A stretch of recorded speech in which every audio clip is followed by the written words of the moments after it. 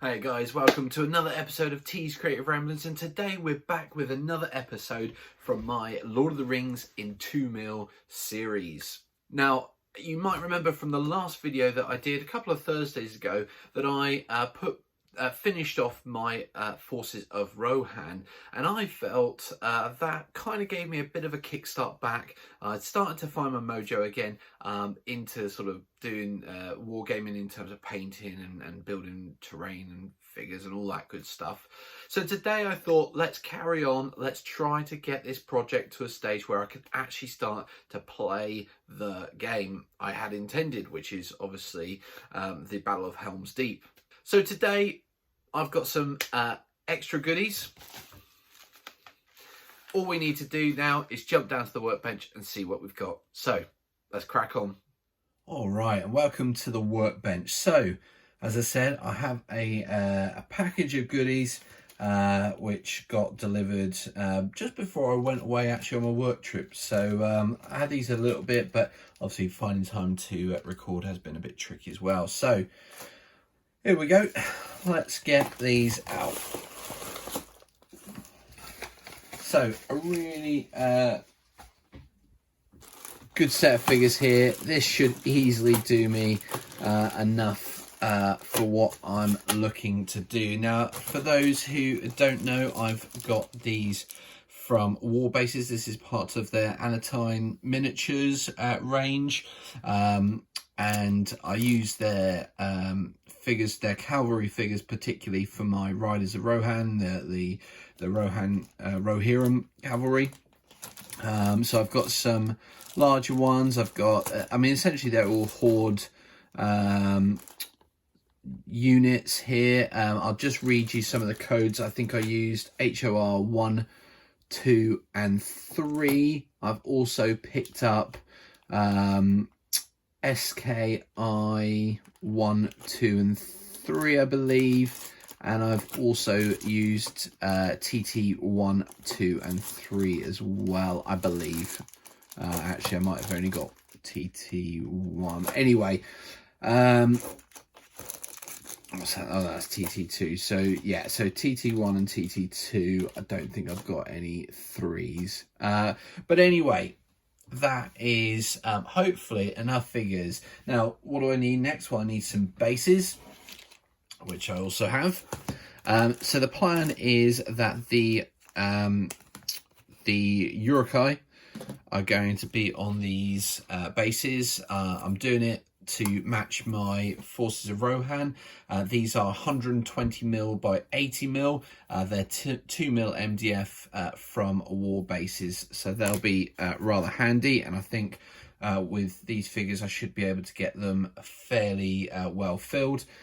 I'm also then, for the orcs themselves, I'm going to be using a slightly smaller base, 120mm again, frontage, but only 60mm deep this time, which is what I used for the Elven Archers and also the Rohirrim and the Ents as well. So they're sort of the more standard size. Obviously, the Urukai are going to be a bit deeper, sort of bigger units.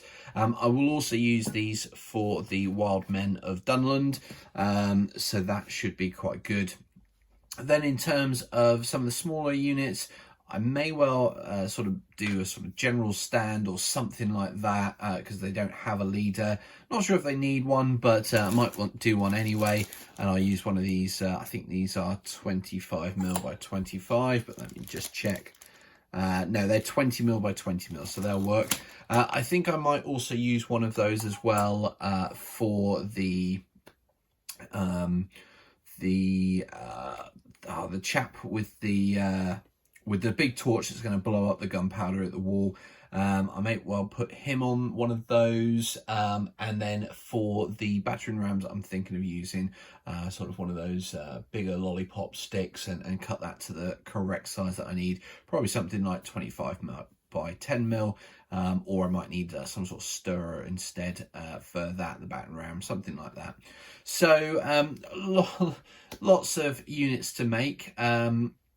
just so that people are aware of how I do this, I will be using just regular super glue to stick these figures down to the base, but I will be playing around with them on the bases just to get them right before I stick anything down, so I'm happy. But let's jump into a time lapse and see the magic unfold.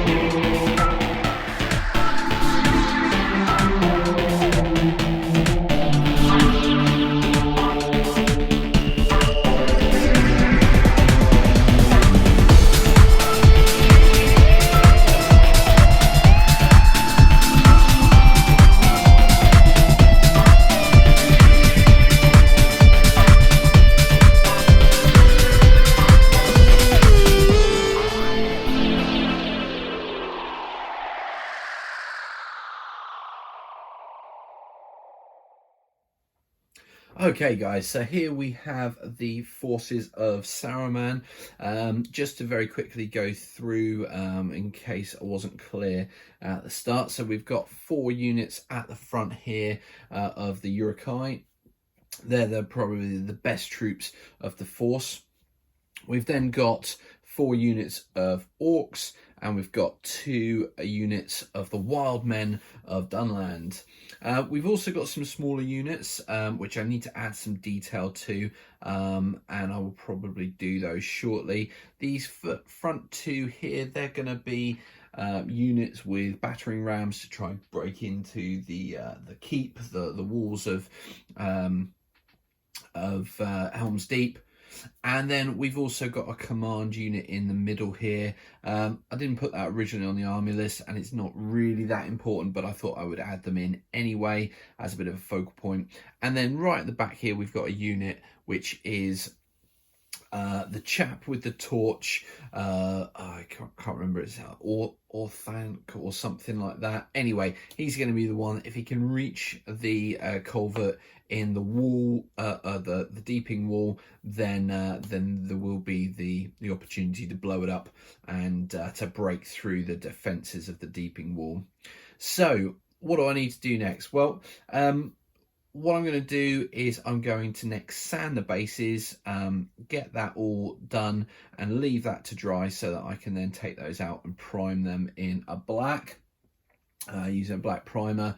I will also add in some very small, possibly toothpicks, for the battering rams for both of these. I'm not sure whether I'm going to do just one unit with a battering ram and the other in support, sort of so that they will make a unit like so. Or whether to do both of them. I think I'm just going to do one. The other unit can very much be in support of the first unit, so I'm going to do that.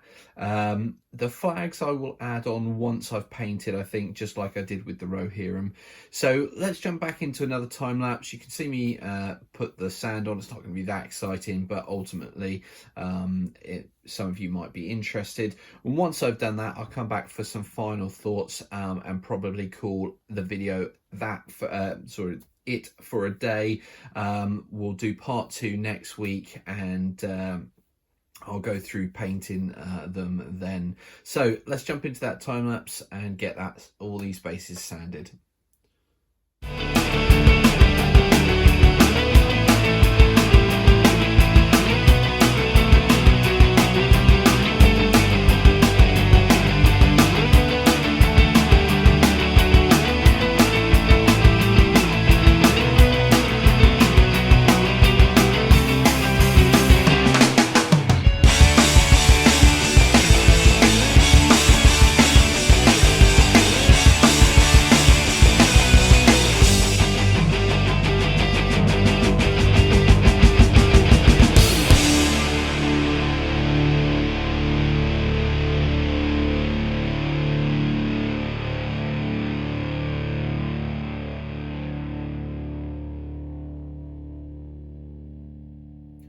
All right, guys, we are back, and that's all of the bases sanded. A bit of a monotonous task, but needed all the same.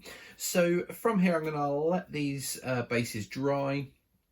And then what I will do before next episode is I will prime these with just a standard black primer. I actually use just a Halford Zone, relatively cheap, does the job perfectly. And I will make sure that I've got these really well primed. Then what we'll do, we'll come back next Thursday with the next episode where I will be painting the bases and then painting the figures. It's usually a big job. It will be a bit of a grind, but hopefully that shouldn't be too much of a drama. I should be able to get that done for next Thursday. And then it's probably going to take me just one more session of flocking. Might not even take me that. I'll have a think about it and I'll see how far I get. But hopefully we will have these done in the next couple of weeks. So just the final thoughts. If you've liked this video, do please hit that like button. If you haven't subscribed, please hit that subscribe button. I am getting much closer to that 1,000 subscriber target that I'm aiming for, and hopefully you can help me to reach it. It costs you absolutely nothing, and of course you get notification of new content when I release it. So until next time, guys, you take care, stay safe, and we'll see you soon.